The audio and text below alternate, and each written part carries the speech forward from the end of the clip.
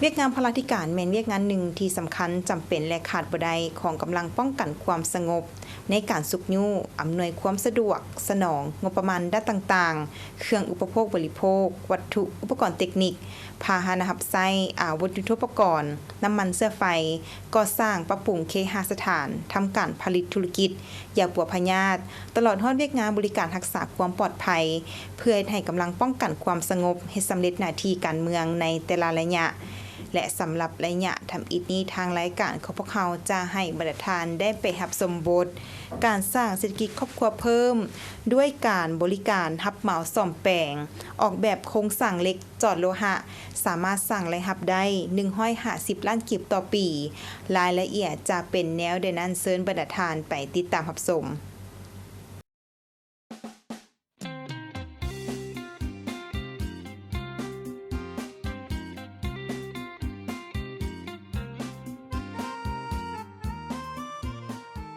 ในระยะผ่านมาถึงปัจจุบันพรรครัฐบาลของพวกเขาได้กำหนดแนวทางแผนนโยบายละเอียดแต่ละระยะเพื่อสุกยู่ส่งเสริมพัฒนาสร้างเงินไขและอนุญาตให้ประชาชนบรรดาเผ่าพนักงานทหารตำรวจขุดค้นซอกแรงรายรับเพิ่มเข้าในครอบครัวของไผ่ลาวถูกต้องตามระเบียบกฎหมายติดพันกับการปกปักรักษาและสร้างสรรค์พัฒนาประเทศชาติเพื่อเฮ็ดให้ชีวิตการเป็นอยู่นับมื้อนับดีขึ้นสามารถพึ่งตนเองกุ้มตนเองและสร้างความเข้มแข็งด้วยตนเองเทอละก้าว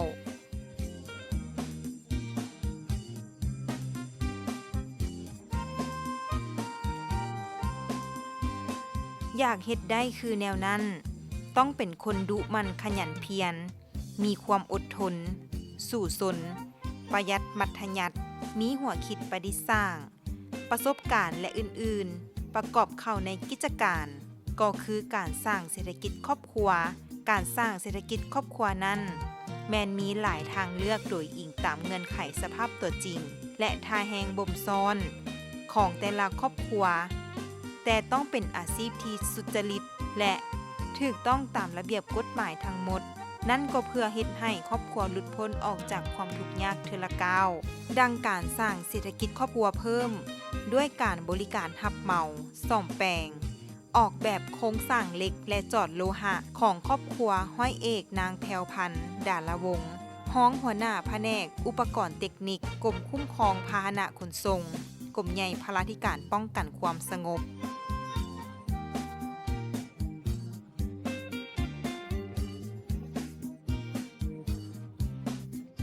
เป็นครอบครัวหนึ่งที่ได้มีการพัฒนาชีวิตการเป็นอยู่ของครอบครัวจากครอบครัวที่ขาดเคินพอกุ้มอยู่กุ้มกินมาเป็นครอบครัวตัวแบบในการสร้างเศรษฐกิจเพิ่มให้กับครอบครัวและเป็นครอบครัวพนักงานตัวแบบให้กลมกล่อมอีกด้วยสหายนางแพรวพันธ์ได้สร้างครอบครัวในปี 2015 กับเท้าจองสอไซยเพศอาชีพพนักงานผู้สอนปัจจุบันอยู่บ้านเสียงดาเมืองไซเศรษฐานครหลวงเวียงจันทน์มีลูกร่วมกัน2คนภายหลังได้สร้างครอบครัวแล้วสหายยังพบความยุ่งยากในการดำรงชีวิตเศรษฐกิจครอบครัวยังขาดเคินฉะนั้นสหายพร้อมด้วยครอบครัวจึงได้ตัดสินใจซอกหาทุกวิธีทางนำพาครอบครัวสร้างรายรับเพิ่มเพื่อเฮ็ดให้ชีวิตการเป็นอยู่ของครอบครัวดีขึ้น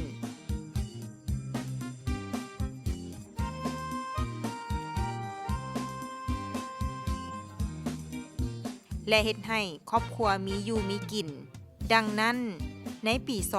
2016 จึงได้เริ่มสร้างเศรษฐกิจครอบครัวด้วยการรับเหมาซ่อมแปลงออกแบบโครงสร้างเหล็กและจอดโลหะเหตุผลดำเนินกิจการด้านนี้ย้อนผัวของสหายเป็นครูสอนอยู่โรงเรียนเทคนิคลาวเยอรมันมีความรู้ความสำนิสำนาญด้านการจอดเหล็กจอดโลหะต่างๆจึงได้ตัดสินใจเซาห้านร่วมมือกับหมู่โดยการรับจอดเหล็กขึ้นใช้ทุนประมาณ30ล้านกีบซึ่งทุนดังกล่าวมาจากการกู้ยืมนำญาติพี่น้องกู้ยืมนำกองทุนช่วยเหลือซึ่งกันและกันและกองทุนแม่หญิง กรมใหญ่พลาธิการป้องกันความสงบแห้งจูงใจและความตั้งใจของครอบครัวในเวลานั้นย้อนอยากให้ครอบครัวมีรายรับเพิ่มและหลุดพ้นออกจากความทุกข์ยาก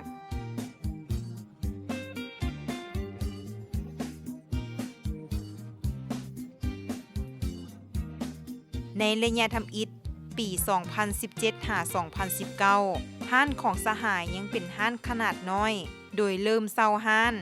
และมีนายสร้างเพียงแต่1คนผู้ช่วยสร้าง2คนแต่ย้อนการควบคุมเทคนิคและสีมือโดยกงจากผู้เป็นผัวของสหายที่มีทักษะในการสอนมีคุณวุฒิวิชาครูอาชีวะและมีประสบการณ์สูงในด้านนี้จึงเฮ็ดให้เวียกทางห้านของสหายมีคุณภาพและเป็นที่ยอมรับส่วนแรงงานต้นต่อแม่นผู้เป็นผัวของสหายเป็นนายสร้างใหญ่ประจำห้านพร้อมทั้งมีทีมสร้างประจำ5คนค่าแรงงานแมน7-10 ล้านกีบต่อเดือนตามหน้าเวียกของแต่ละคนผู้ช่วยสร้างอีก7คนค่าแรงงานแมน5 ล้าน6 ล้านกีบต่อเดือนส่วนสหายเองแม่นได้ใช้เวลาวางนอกวงการและวันพักเสาร์อาทิตย์เพื่อกวดกาความเป็นระเบียบเรียบร้อยและกวดเช็คเครื่องภายในศาลนับแต่ปี 2020 จนถึงปัจจุบันนี้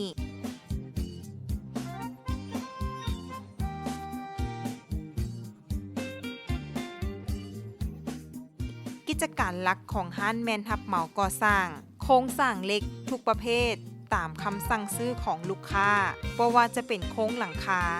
ประตูรั้วกันขโมยคันไดกันซาดและป้ายโฆษณาต่างๆลูกค้าส่วนใหญ่แมนอยู่ในเขตนครหลวงเวียงจันทน์และต่างแขวงจำนวนหนึ่งส่วนข้อสะดวกและข้อยุ่งยากข้อสะดวกปัจจุบันบ่ได้เซาสถานที่ซึ่งมีทายแห่งในการผลิตและที่สำคัญแม่นครอบครัวมีพื้นฐานความรู้ด้านวิชาชีพและวิศวกรรมศาสตร์ที่แท้จริง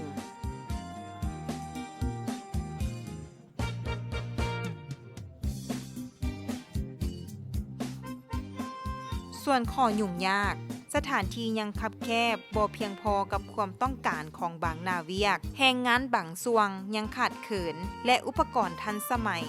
รับใช้เวียกงานยังมีจำกัดเฉลี่ยผลได้รับต่อปีแม่น150 ล้านกีบผลได้รับที่สะสมมาในแต่ละปีสามารถปลูกเรือนได้1หลังซื้อรถใหญ่ได้3คันดินปลูกสร้าง2ตอนและซื้อเครื่องรับใช้ครอบครัวได้หลายอย่างผ่านการสร้างเศรษฐกิจครอบครัวเห็นว่าชีวิตการเป็นอยู่ของครอบครัวสหายถ้าเทียบใส่เมื่อก่อนแม่นมีท่าเอียงที่ดีขึ้นกว่าเก่าเฮ็ดให้ครอบครัวมีใบหน้าใหม่ที่ดีขึ้นในสังคมและกลมกองรายละเอียดเพิ่มเติม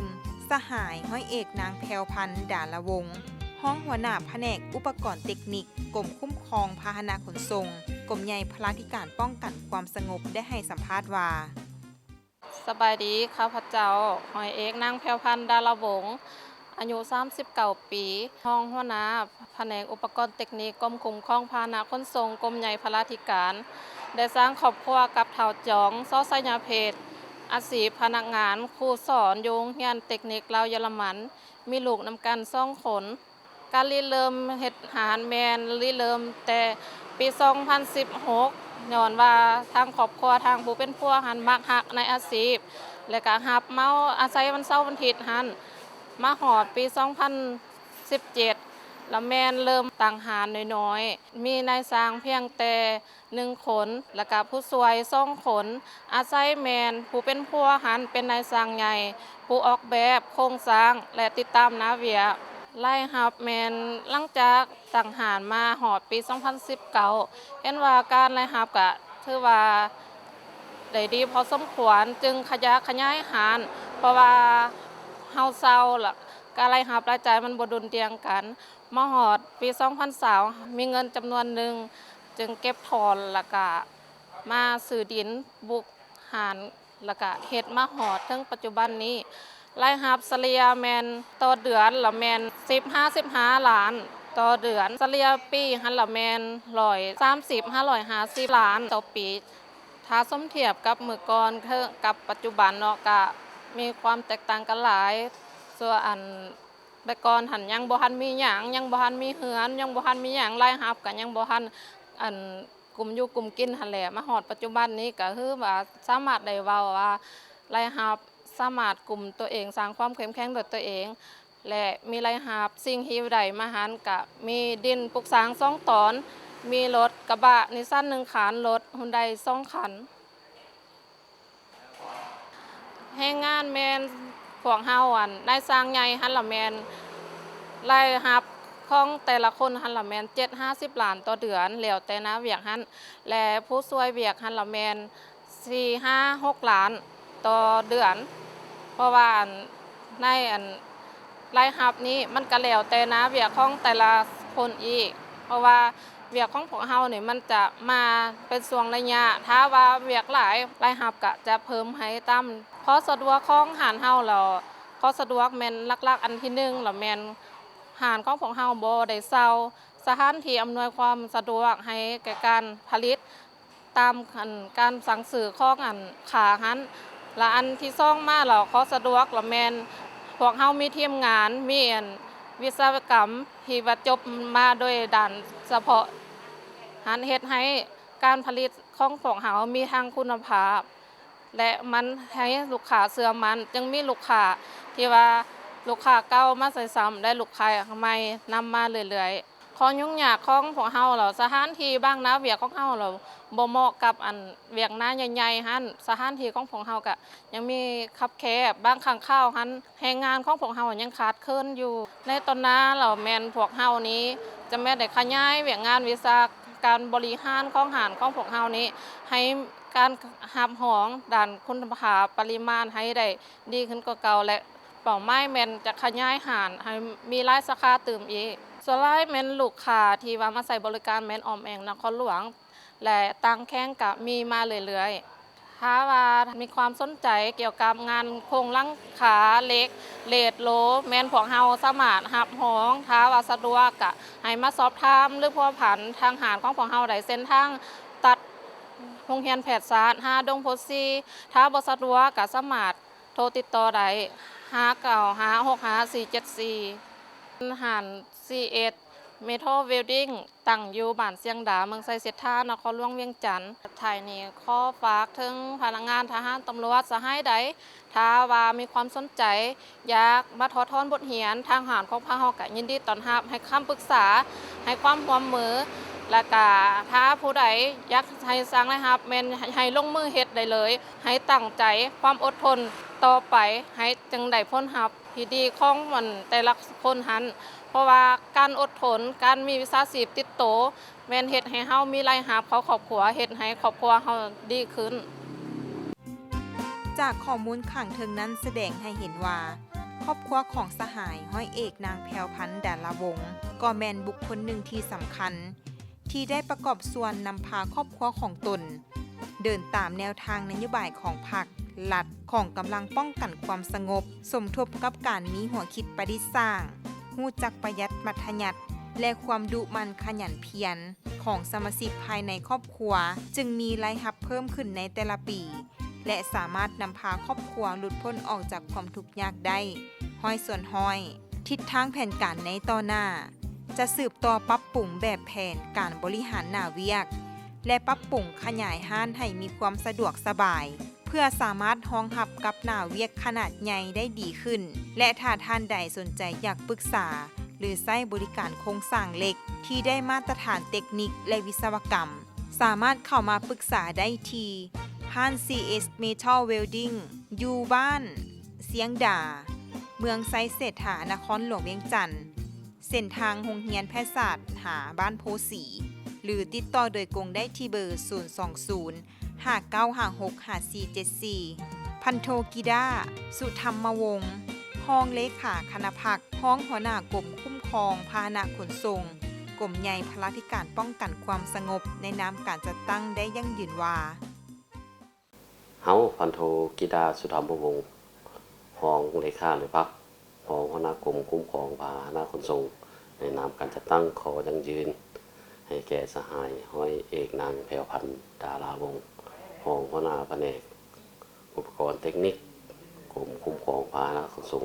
กรมในภารายการว่า สหายแม่นนายตำรวจผู้หนึงที่มีความดุมันห้าวหันมีความสะดุ้งไหวต่อ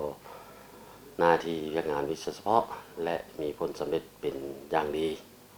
ในการที่ราคาจัดแบ่งประเภทพนักงานสมาชิกพรรคในแต่ละปีหรือว่าสหายจัดอยู่ในประเภทแข่งอันนี้คือว่ามันแสดงถึงผลงานและการประกอบส่วนเข้าใน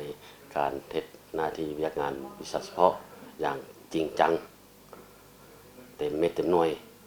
นอกจากการเทศหน้าที่เรียกงานวิชาเฉพาะแล้วหรือว่าสหายพร้อมด้วยครอบครัวก็ได้พร้อมกันสร้างเศรษฐกิจครอบครัวเพื่อสร้างหารายรับเพิ่มโดยนับตั้งแต่ปี 2016 เป็นต้นมาคือว่าได้เป็นนายสร้างรับเหมาเกี่ยวกับเวียกเล็กเวียกสเตนเลสต่างๆเป็นต้นแมนโครงหลังคาเฮือนบ่หรือว่าโครงหลังคาบ่อนจอดรถบันไดประตูและตารางกันขโมยต่างๆโดยใช้เวลาวันเสาร์วันอาทิตย์แล้วก็โมงเลิกการผ่านการติดตามกวดกาเก็บกำข้อมูลแล้วก็การบอกเราของสหายคือว่าในการเริ่มเฮ็ดธุรกิจเบื้องต้นการสร้างหารายรับเพิ่มนี้เบื้องต้นก็แม่นพบความยุ่งยากหลายด้านนะเป็นต้นแม่นด้านทุนฮอนด้านในสร้างสีมือบ่ทางลูกค้าก็ยังบ่ทันฮู้หลายบ่ทันฮู้สีมือเนาะถือว่าผ่านการจัดตั้งปฏิบัติในระยะใดระยะหนึ่งถือว่าผลงานออกมาถือว่าดีและถือว่ามีคุณภาพส่วนว่าด้านรายรับถือว่าตกอยู่ประมาณถือว่า15 ล้านกีบต่อเดือนถือว่าในรายรับตัวนี้ถือว่าหักรายจ่ายต่างๆค่าวัสดุบ่ค่าแรงงานค่าไฟต่างๆเนาะถ้าเฉลี่ยแล้วตกเป็นปีก็ปีละ150 ล้านกีบเฉพาะการดำรงชีวิตบ่สภาพเศรษฐกิจครอบครัวของสหายในปัจจุบันถือว่าก็นับดีขึ้นเรื่อยๆนะถ้าเทียบใส่มาตรฐานเงื่อนไขของครอบครัวทุกอย่างเนาะหรือว่าครอบครัวของสหายนี่คือว่าสามารถหลุดพ้นออกจากครอบครัวทุกอย่างได้ 100% เนาะในท้ายสุดนี้คือว่าข้าพเจ้าในนามการจะตั้งขอฝากถึงนายและพลตำรวจภายในกรมคุ้มครองพาหนะขนส่งทุกสหายก็คือบรรดาท่านที่รับชมในครั้งนี้คือว่าโดยยิงใส่สภาพในปัจจุบันทางด้านเศรษฐกิจการเงินพบผมยากนะฉะนั้นต้องได้จำกัดการใช้จ่ายในสิ่งที่จำเป็นลดผ่อนค่าใช้จ่ายที่บ่จำเป็นและฟุ่มเฟือยเหตุนั้นถือว่าเฮาจริงค่อยสามารถหลุดพ้นออกจากสภาพดังกล่าวได้เนาะขอบใจที่ทานได้รับชมไปแล้วนั้นแมนรายละเอียดต่างๆที่ทางรายการของพวกเขาได้นำเสนอให้บรรดาทานได้รับชมกันมหนีเวลาของทางรายการของพวกเขาก็ใกล้จะหมดลงแล้วขอขอบใจทุกๆท่านที่ให้เกียรติติดตามรับชมรายการของพวกเขาสำหรับวันนี้ข้าพเจ้าห้อยโทนางมณิดาลัทธาฟ้าสว่างพร้อมด้วยทีมงานรายการเลี้ยงดูกำลังต้องลาทานผู้ชมไปก่อนสบายดี